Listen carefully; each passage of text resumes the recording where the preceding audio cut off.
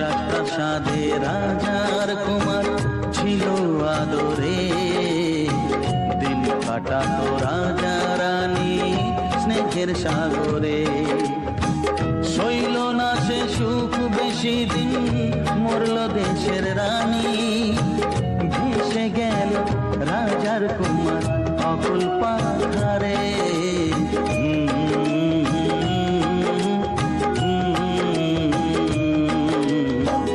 রাজপ্রাসাদে রাজার কুমার ছিল আদরে, দিন কাটাতো রাজা রানী স্নেহের সাগরে।